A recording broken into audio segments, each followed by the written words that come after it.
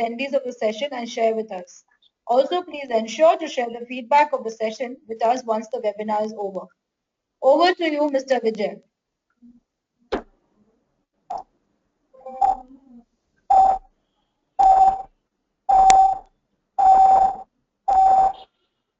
Good morning. Good morning, all the participants on this inclusive development of a business venture, wherein we are talking about SWOT analysis to identify key challenges and elements to initiate and enhance business venture. I would be sharing my views on the subject with you, and I would want you to ask questions if any. So please keep noting down and jotting down whatever you would wish to ask. SWOT analysis is something which may not be new to you, but I thought it nice to preliminarily go through it in some way.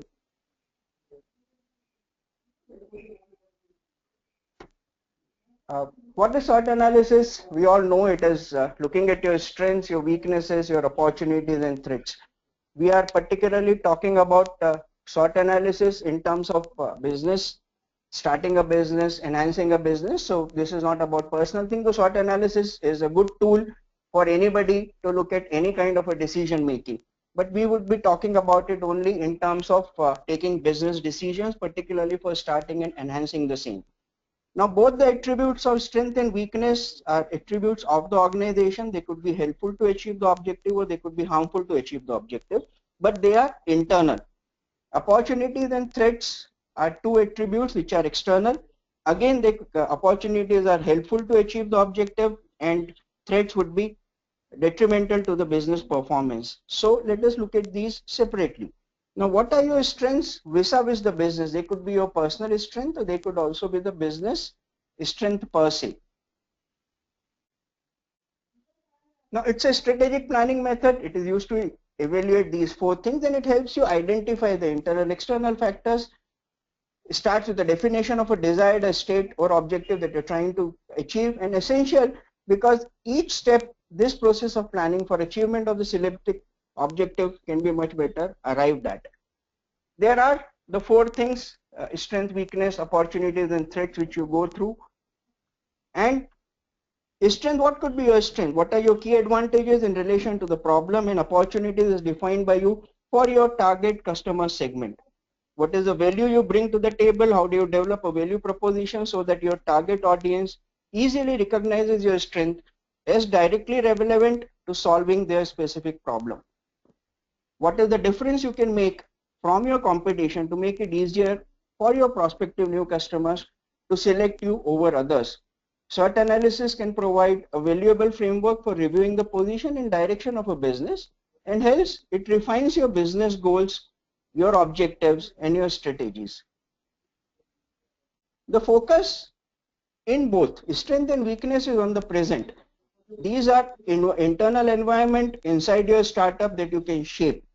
Factors can relate to products, pricing, costing, quality, people, brand, service, reputation, process, infrastructure, and various factors like that. Opportunities and threats, the focus is on the future. This is an external environment outside your startup. Factors relating to target market, target consumer, seasonality of your product or service, competition, present or future, economics of scale and operations, the political environment, the regulations that you need to follow, the culture you live in, the technology you need to understand and follow, the media that you have to take. So these all would variously determine what are the opportunities and threats. We use SWOT even to bring your team together. A simple and fun session can explore new businesses even amongst the team as to how it could be considered for taking it further, enhancing your business. It can be used to narrow your focus to create opportunities from your strength. Some of us at times start ignoring our weaknesses. Just identifying your weakness and your strength is not enough.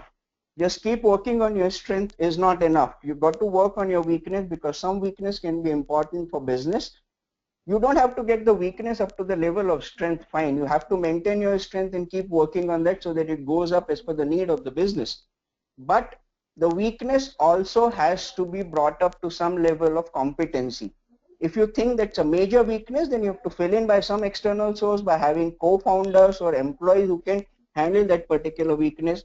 So just identifying the weakness is not enough. You've got to have people who can come in and fill in those.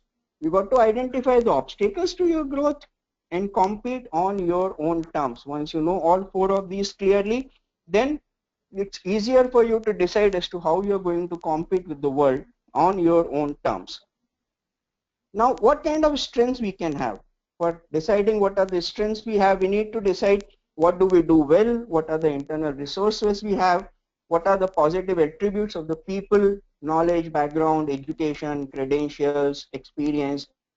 What are the tangible assets of us? The capital, the credit, the existing customers, distribution channels or network. What advantage do we have over our other competitors? Do we have a strong research and development capability to be able to enhance and keep ahead of the competition all the time? What other positive aspects which are internal to the business can add value or offer a competitive advantage? What kind of a weakness we can have? What factors that are within your control but they distract you from your ability to obtain or maintain a competitive edge?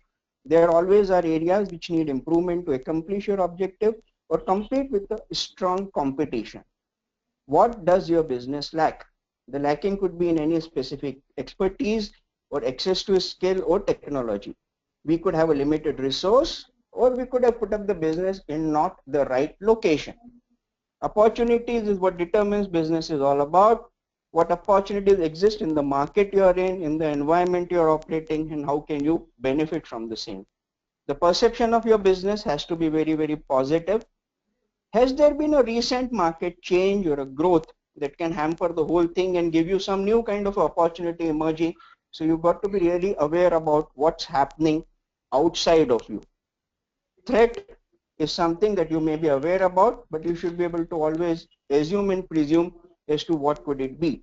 Not that you always have a control over it, but even the knowledge of a threat is most of the times enough to be able to ride over it. You've got to know what are your existing competitors and what future competitors can emerge.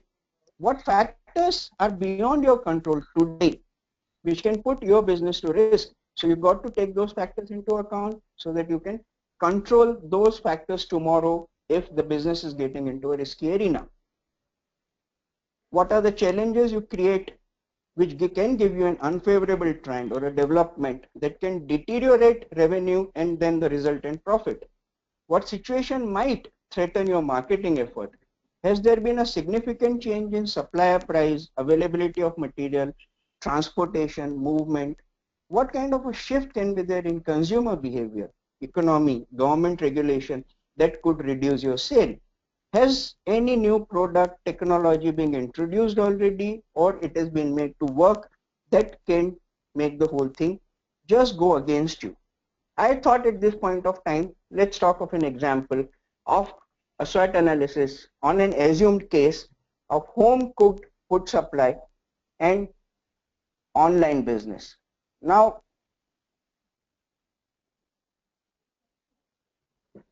assume somebody thinks of that I know cooking, I have lots of small chefs or housewives who would be able to make home cooked food and give.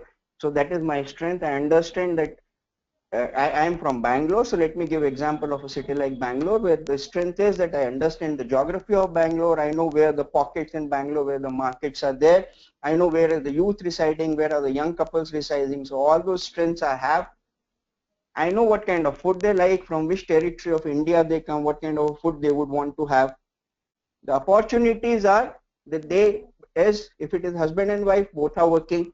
If it is singles, they are working and they don't maintain a kitchen at home. So but all human beings do need minimum 2 meals a day. So the opportunities are extraordinary. Then comes the weakness. The weakness I may have is I personally maybe love food, but I don't understand cooking. I don't understand the ingredients. I don't understand as to which kind of a food can have what kind of a shelf life. Because food business is one business where when you prepare the food, when you supply it, the time you supply it, the season you have to do the transportation will differ between summer and winter.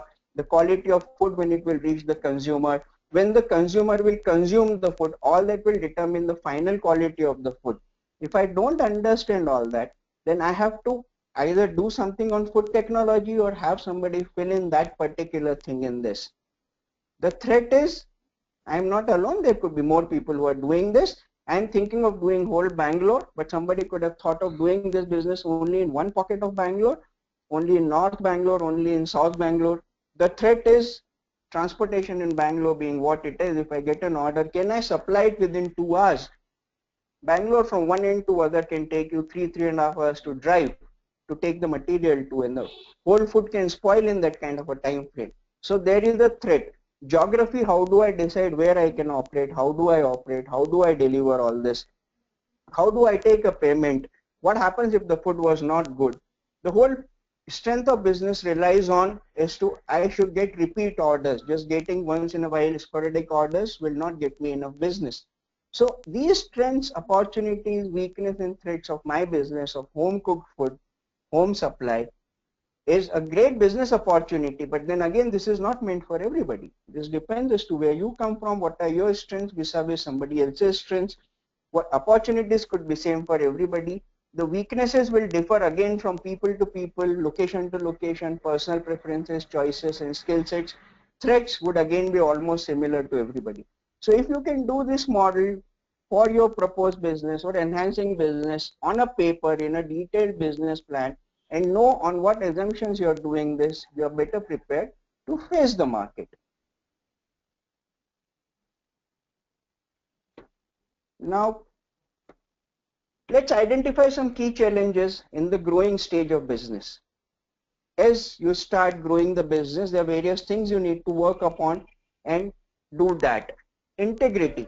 Now, what business means to the owner is very, very important. How much of honesty and integrity you as the owner of business are willing to put into it. You're not willing to cut corners, you're not willing to break the law, mend the law. How much long-term vision you have of your business is one key factor.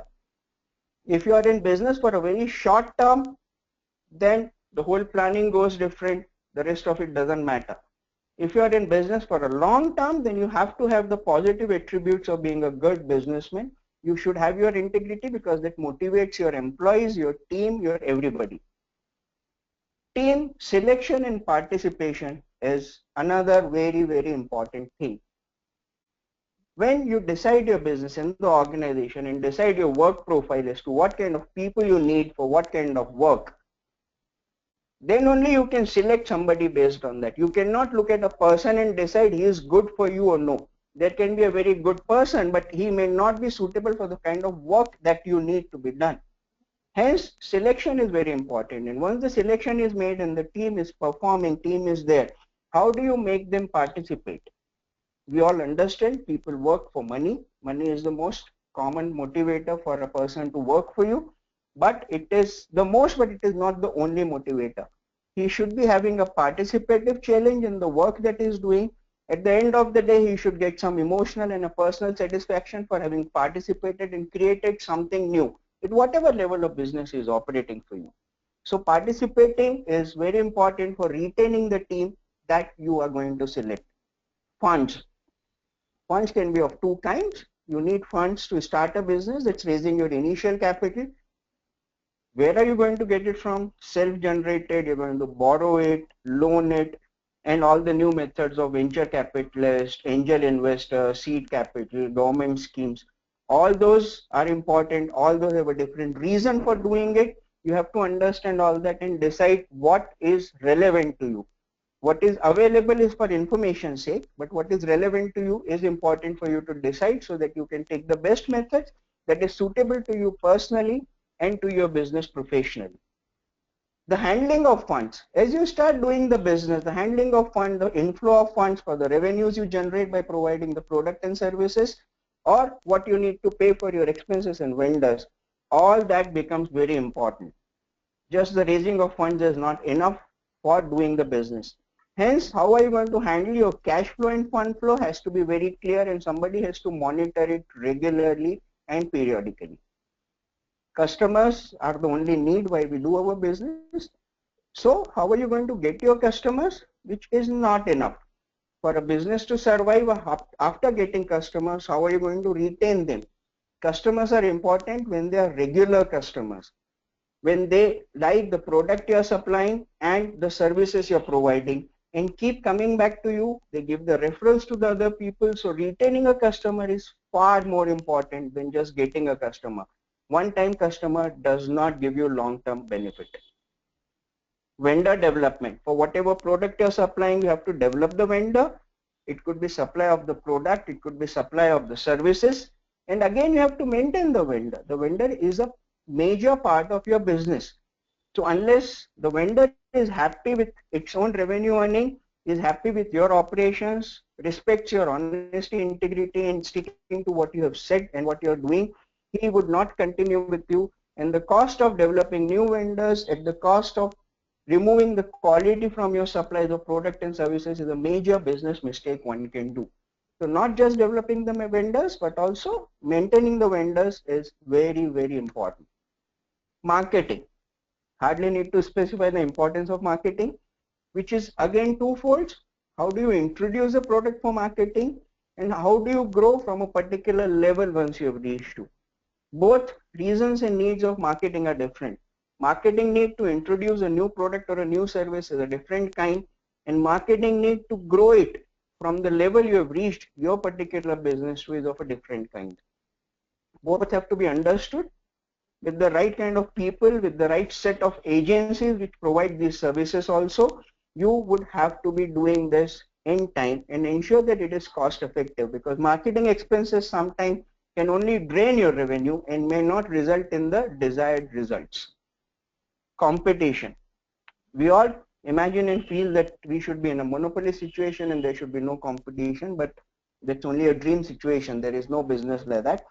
So when you get into a business, you have to have enough knowledge and information about what is your present competition and what could be a future competition. What are they doing, how they are doing it, how are they different from you, and how are you different from them.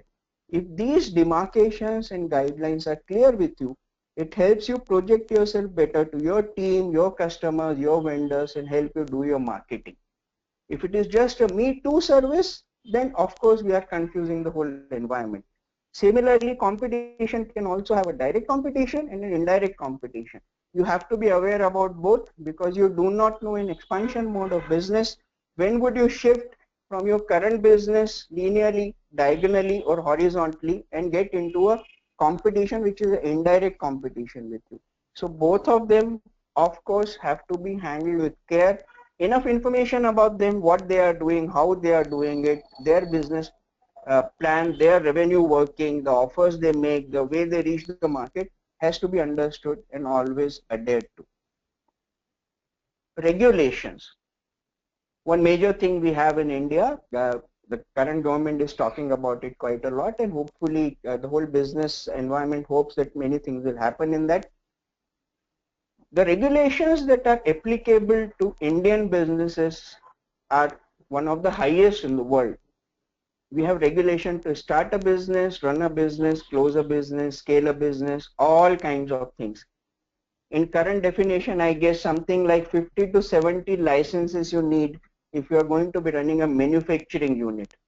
And all the different businesses, it be service unit or it be manufacturing unit, it be food business, have different kind of licenses which you need. So you've got to know what are applicable to you. And as a good businessman, it is your responsibility to follow the laws of the land. So the compliance of all those regulations in time properly is important. It's always good in business to be always on the right side of the law.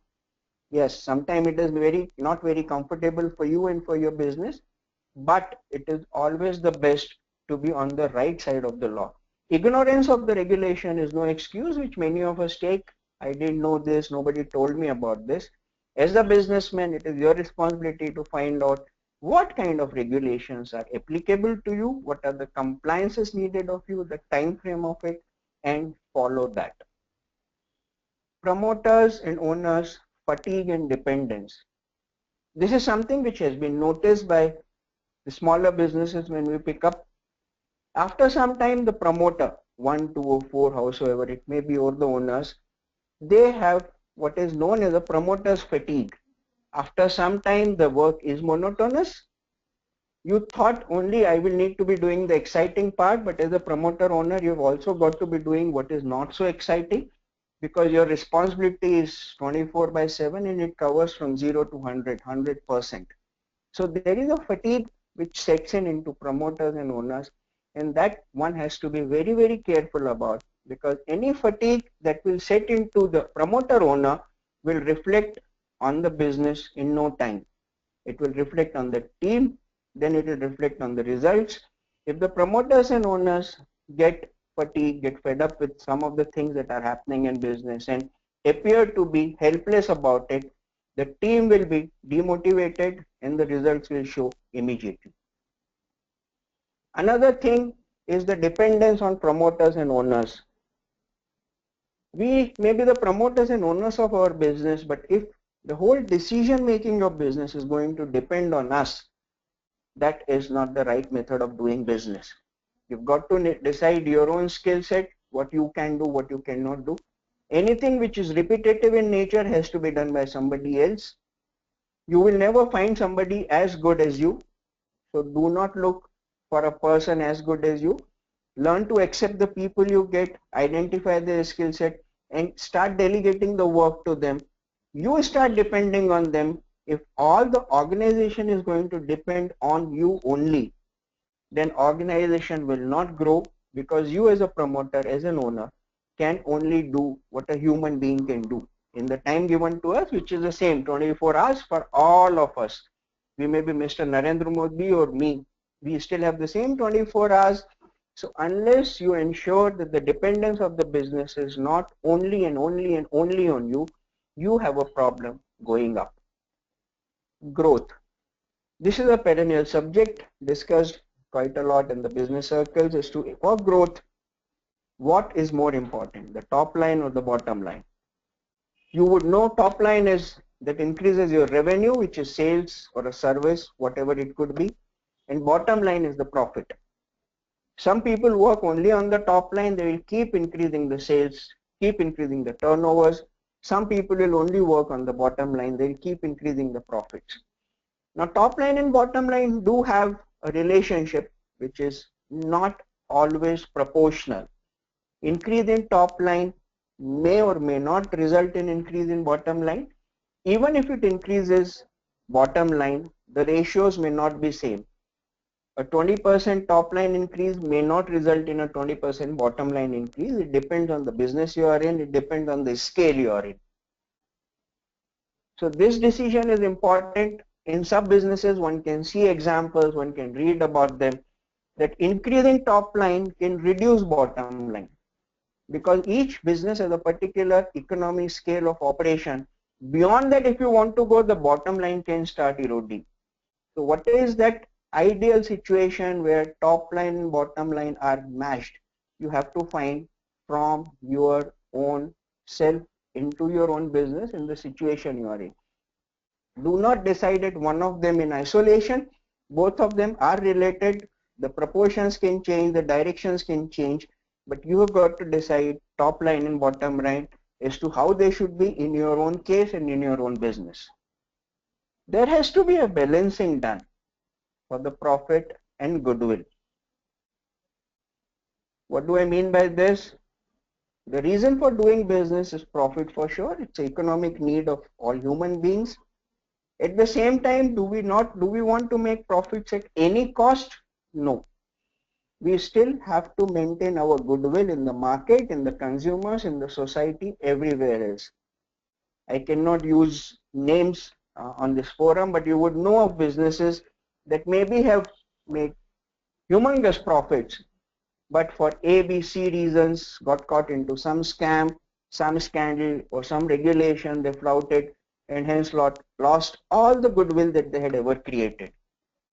Balancing these two factors, profit with integrity, with honesty, following the laws of the land, and creating a goodwill, is important. So this balance is something again which you have to decide. It is not that people don't understand or people don't know, it be society or it be your consumer or your family or friends, as to how you are balancing these two. If you are doing a shortcut and making profit at the cost of goodwill, the world will know, and that should not be a purpose of a good business entrepreneur. Purpose of business, till few years back, the purpose of business used to be only to earn by doing business. Lately, you do have another purpose of business which has come in, when the purpose of business is also to earn by sale of business. Now, these are two different focuses. You have to be clear about this as to what business you are in. Is each business sellable? No. Businesses which are scalable with unimaginable proportions only are sellable. A lot of people do this error, that instead of concentrating on earning by running the business, they unfortunately concentrate only on the possibility of sale of the business, and that is not possible for each business. So this depends on your business, what you are doing. The current buzzword startup has a meaning in commercial parlance. If you go and see the English meaning of it, it is a new business. So even if I start a new idli dosa shop, it is still a startup as far as the normal parlance is concerned. But in commercial parlance, the word startup, which has been coming every day in all kinds of media, has a different meaning. Basically, commercial today looks at a startup which should satisfy two different definitions. First is, it should be a business that is scalable by illogical proportions. Most businesses are scalable, but they are not scalable over a short period of time in a high proportion. Most businesses are scalable over a reasonable period of time with a reasonable proportion. But there are businesses in current times which are scalable in a very short period with a very illogical growth. That is the first condition. And the second conditions come from the first condition primarily, that these businesses are normally and necessarily a technology based business, because non-technology based businesses are scalable, but they are not scalable by illogical proportions. So these are the two things which are meant when you use the word startup today, that you have to have a business which can be scaled up by logical proportions, and hence it has to be a technology based business. So you need to evaluate your business. The business you are doing is to earn by running of business or earn by sale of business in due course.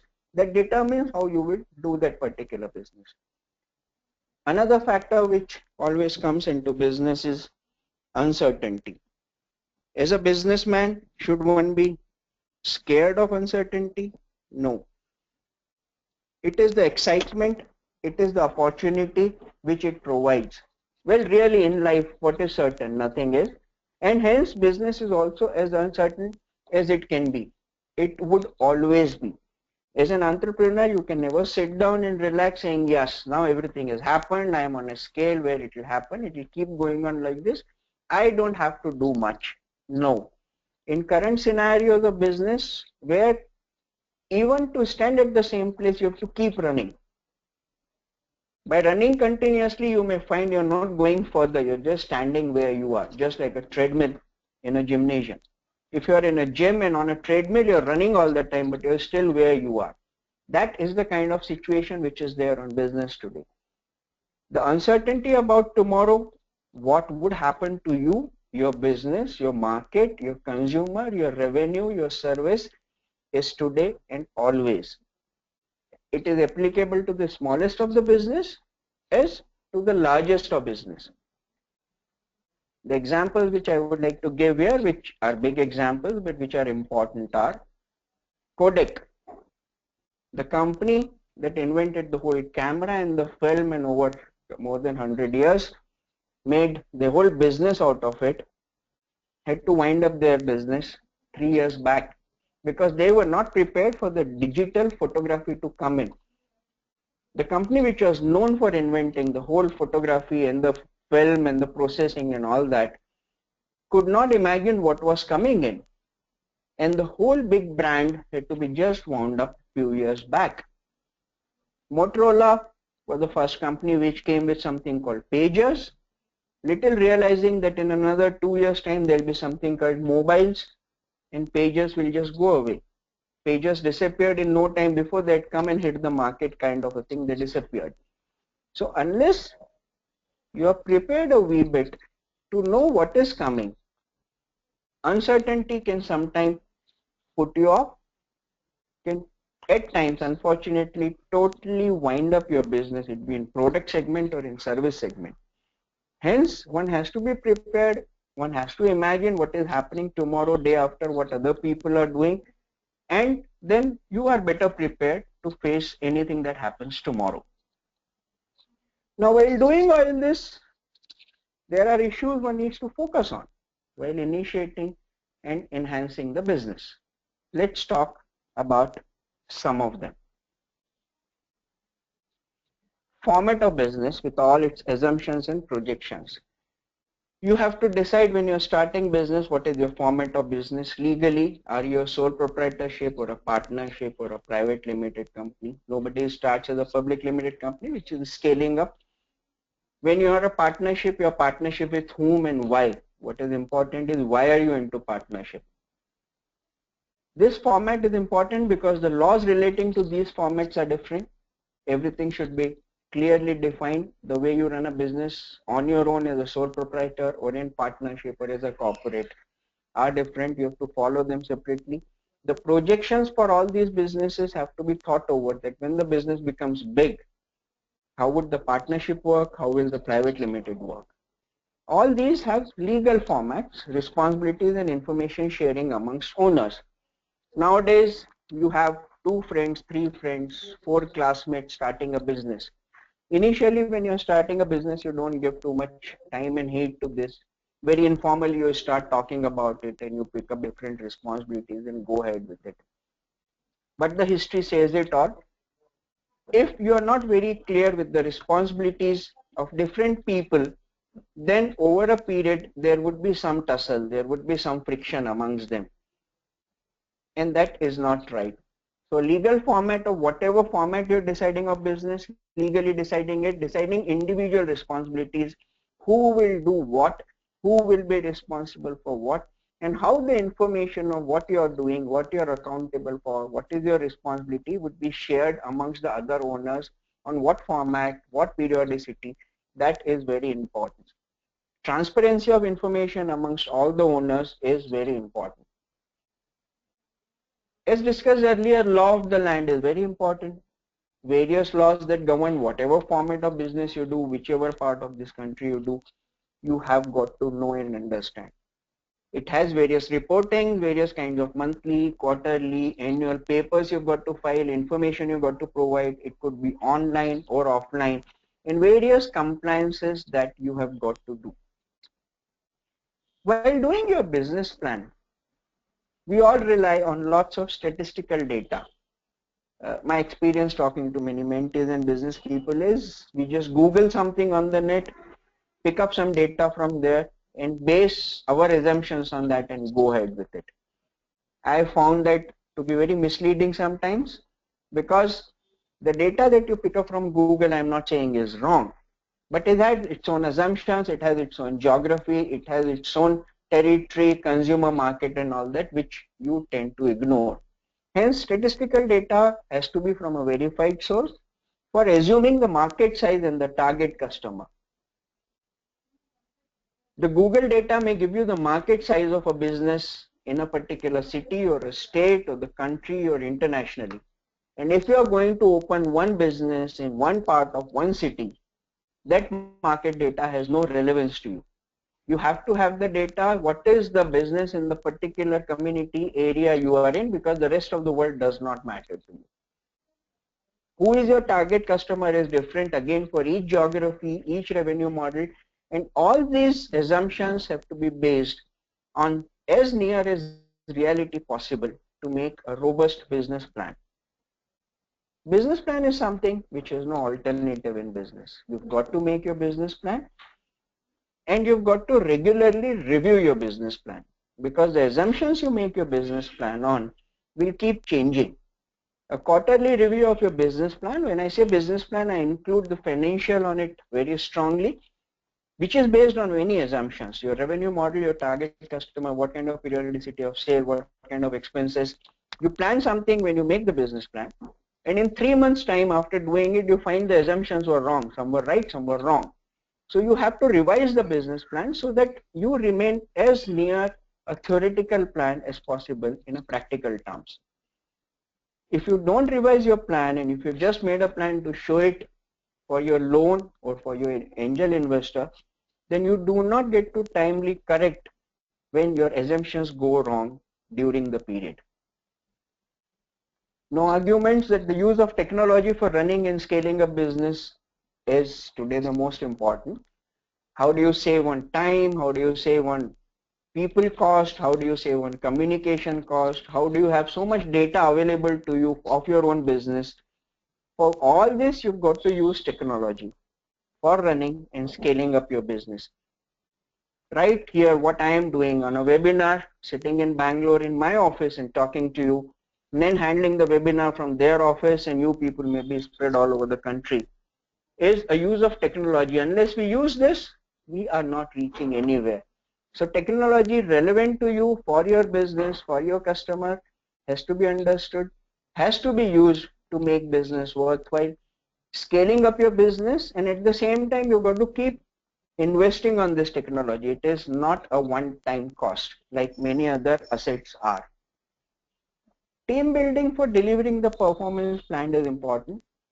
In current times, it is felt that more than hiring, retaining the skill of the people that you have is very important, because people are willing to move from one business to another for non-business reasons. It could be a change of location, it could be for few extra money, it could be for not liking a boss, it could be for various other reasons.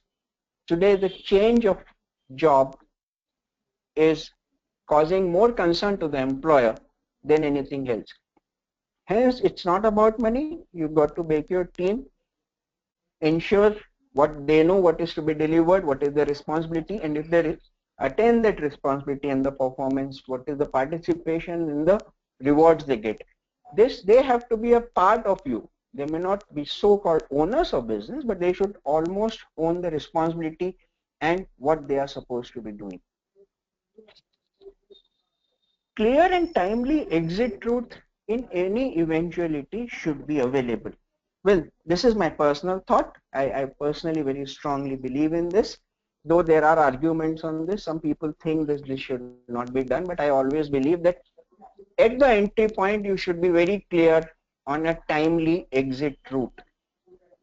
In any eventuality, business can go up from the level you are in to a very high level, and you may find your managerial capacity, ownership capacity are not enough, and they are hampering a business. That is the time for you to exit and hive it off to somebody else who can take it from that level up. The business can slide down. So at a timely exit route, you have to be clear how would you get out of it with a minimum damage of money and time. Exit route is very clear. It should always be there in your mind. You don't work on your exit route for sure, but it should be very clear so that on the right time you take an exit if needed on both the eventualities of this business going bigger than what you thought or can handle, or going smaller than what you can imagine or is of no interest beyond that. Transparency and communication within and beyond is very important. Your team, your people, your customers, your vendors have to exactly know what is happening. And this communication with the outside world is also important, which is what it is within and beyond. Today, you know that any kind of a consumer complaint on product and service gets viral on Facebook and Twitter and keeps all the product and service providers on their toes. The whole format of social media has become so strong that they can ensure that the promises made by the companies for anything on their product or services are adhered to. For reaching all this, honesty, integrity, focused approach is required for a long-term goal. Any of this missing, your goals will be short term, and business is not in short term exercise. Timely accounting, review of your accounting is very, very helpful for your decision making. Many times we feel accounts are written to show it to government authorities, sales tax, income tax, excise, service tax. No. Accounts, to me, is the most important tool that you can have in business, because accounts uses figures. Figures are the need of business. You're doing business to enhance your figures, figures of sales or figures of profit or control cost. Everything would reflect there. Anything that you do, good or bad, on your business will reflect on your accounts. If there is something you're doing which is not going to reflect on your accounts, it is not relating to business. Hence, ensuring that you do your accounting regularly, ensuring you sit down personally and review it. Accounts speak a lot to you, and they can help you do lots and lots of decision making. Disciplined and committed involvement from the promoters is another thing. Sometime after a particular scale, the promoters shift their decision, or they think they've arrived, they don't need to be doing this anymore, and the business will run on their own. That also does not happen. Business always needs the discipline and commitment, equal involvement from any promoter all the time. Fund management and earning management, I did speak on this earlier. Fund management, when you need funds initially for putting your business, and earning management, whatever you earn, how do you manage your earning is equally important. Both of them have to be handled with care, because it's all about money finally. One should have, I think, a long-term mission and a short-term vision. This may look very cliche to some of you, but what I mean by that is you've got to know where you want to be in long term. That is your long-term mission. And you've got to have a short-term vision, so that what you see in your foreseeable future should be as clear to you as possible. To try give you a very simple example on this, if I am driving from Bangalore to Hyderabad, my long-term mission is to reach Hyderabad. But my short-term vision is what I can see when I'm driving on the road. Beyond what I can see, I don't have to worry at that point, but I have to be clear where I'm trying to reach finally. Some people sometimes mix this up. They have a short-term mission and a long-term vision, which also makes the thing a little complex. So my take is you should have a long-term mission and a short-term vision, because vision has its own boundaries. You can't see beyond a point.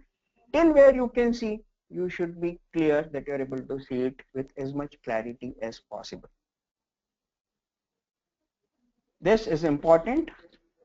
A major thought-provoking person, Zig Ziglar, who writes a lot about business. You can change everything about your business by changing your thinking about your business. The whole business depends on what you think about your business. Every word of this is important. It is not what you think about business. It is what you think about your business. There are differences there. The better, the more positive, the more proactive methods you think about your business, you would be far, far better on this. With this, I close my presentation, and we can take up any interaction on the subject that we may have now. Thank you.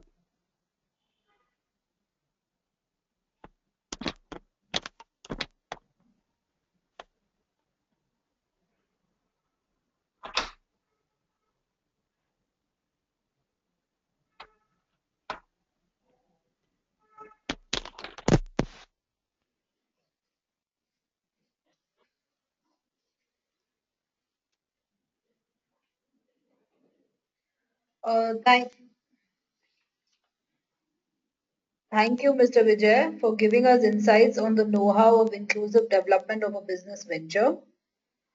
I'm sure this will help the participants to take their business to the next level and come out as successful entrepreneurs.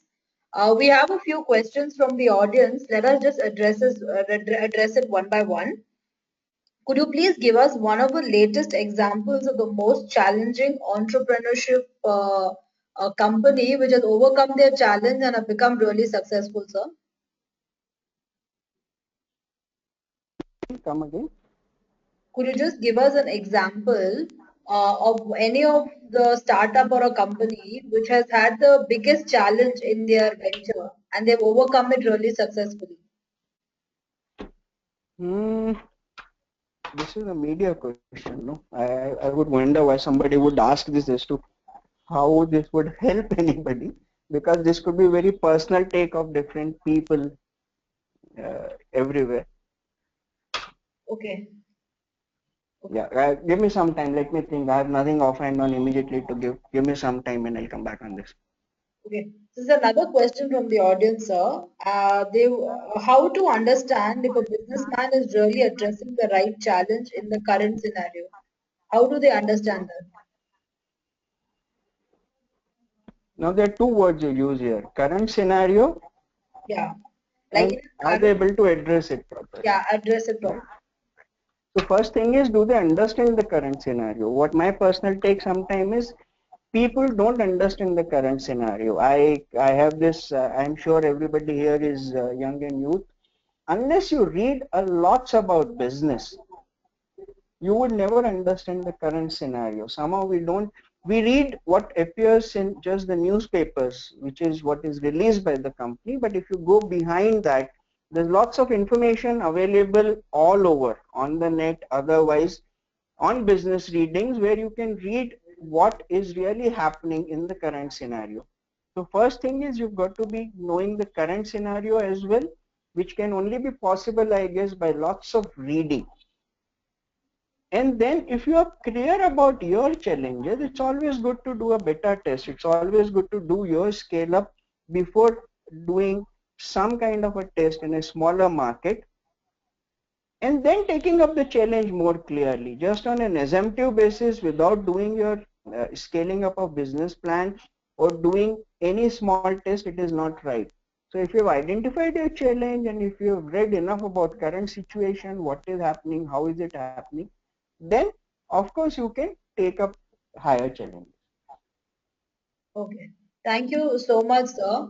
Participants, we request you, if you have any further questions, please write to us at smarty2015 at nenglobal.org.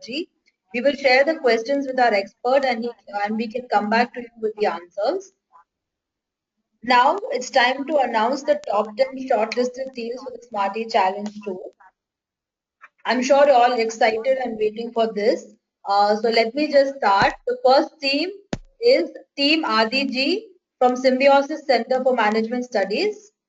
Team B Positive, Jaipuria Institute of Management, Indore. Team Dynamic Dynamites, Institute for Technology and Management. Team Endurance, Dream Institute of Technology. Team Epic, Symbiosis Institute of Technology, Pune. Team Explorers, Symbiosis Center for Management Studies. Team Industrials, Mount Carmel College. Team Innovators, Symbiosis Center for Management Studies. Team Power Sales, Symbiosis Institute of Computer Studies and Research. And Team Pythons, Vivekananda Global University. I'd like to congratulate all the top 10 teams. Kudos, guys. You've come a far long way. The login credentials to present this to a jury will be shared with one member of the team post this webinar. So kindly check your email, and in case you've not received the login credentials for the presentations, kindly contact us or write to us at smarty2015 at nenglobal.org. Thank you, participants, for such an interactive session. Thank you, Mr. Vijay, once again for giving us insights on all the key challenges, SWOT analysis, and how to enhance our business. It has been a really fruitful session for all the participants as well as people at NEN. We've got good insights, and we know how we can take our venture to the next level. So thank you once and for all. Uh, Thank you. yeah, Thank you. Pleasure was mine always. yeah. Okay. Thank Thank you. you.